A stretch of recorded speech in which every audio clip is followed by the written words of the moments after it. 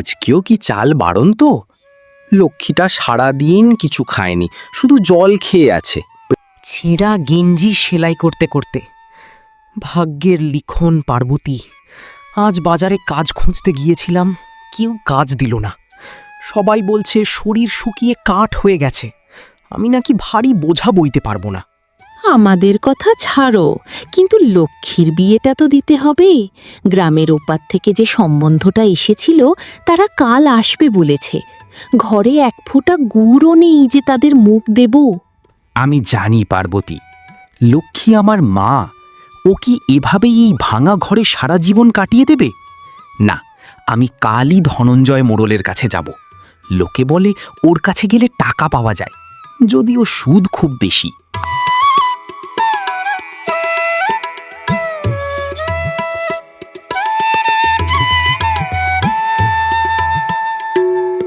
বাবা, তুমি আমার জন্য কারো কাছে হাত পাতবে না।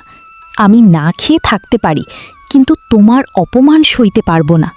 তুই বুঝবি না মা, বাবার কাছে সন্তানের সুখের চেয়ে বড় আর কিছু নেই। তুমি কালকেই ধনঞ্জয়ের কাছে একবার যাওয়া, দেখো সে যদি কিছু সাহায্য করে। ঠিক আছে পার্বতী।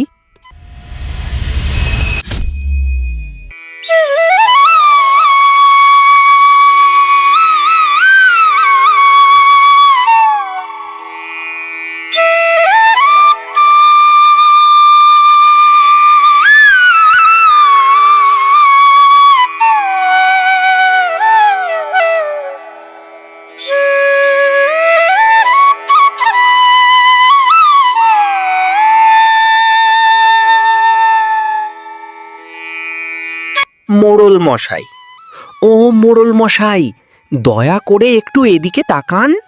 কি রে, সাত সকালে এই অলক্ষণে মুখ নিয়ে কে এলো? ও গদাধর, কেন এসেছিস? তোর বাড়ির ঘটি বাটি তো সব আগেই আমার কাছে বাঁধা পড়ে আছে, আর কি নিবি? মশাই, আমার মেয়েটার বিয়ের বয়স হয়েছে, এক মুঠো সাহায্যের জন্য আপনার দুয়ারে এসেছি। কিছু টাকা ধার দিলে বড় উপকার হতো। ধার? আরে গদাধর, তোর যে অবস্থা, তাতে তুই তো সুদের টাকাও দিতে পারবি না। যা যা, এখান থেকে বিদে হ। গরিবের আবার মেয়ের বিয়ে, কোনো গাছের তলায় নিয়ে গিয়ে বিয়ে দিয়ে দে। এমন কথা বলবেন না হুজুর, আমি আপনার কৃতদাস হয়ে থাকব, দয়া করে ফিরিয়ে দেবেন না। বললাম তো হবে না। লাঠিয়াল, একে ঘাড় ধাক্কা দিয়ে বের করে দে তো।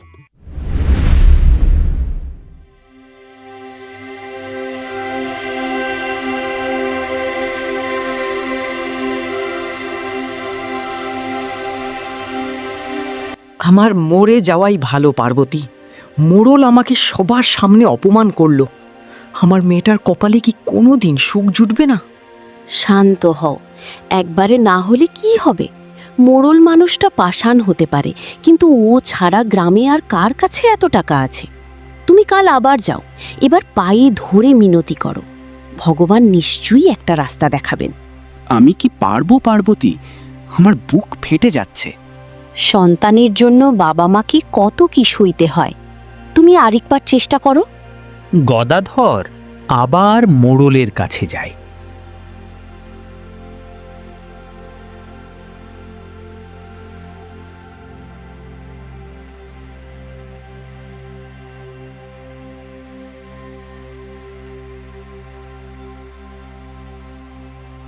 কি রে গদাধর, আবার এসেছিস?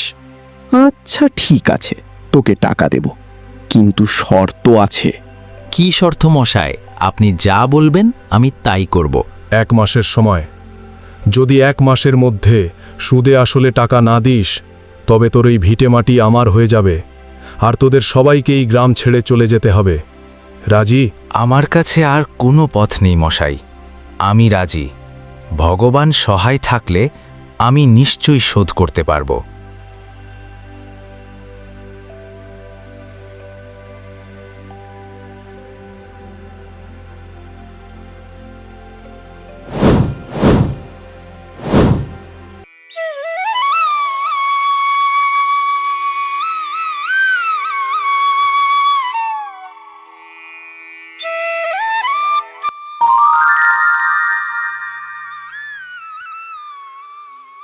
সময়ে শেষ গদাধর, বের হও বাড়ি থেকে।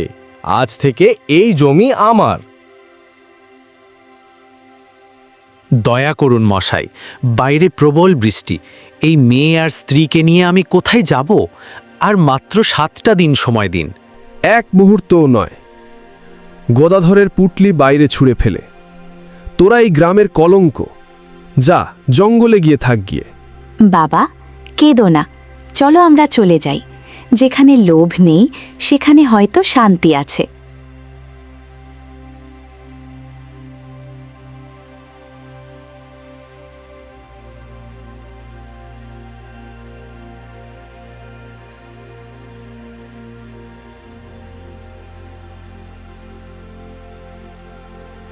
গভীর জঙ্গল, রাত থমথমে।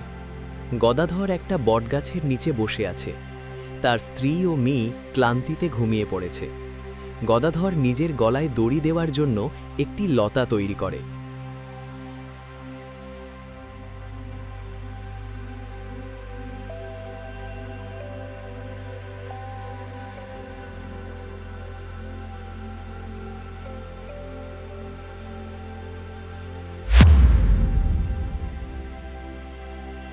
হে ভগবান, আমি কোনো দিন কারো ক্ষতি করিনি, তবে কেন আমাকে এই দিন দেখতে হলো?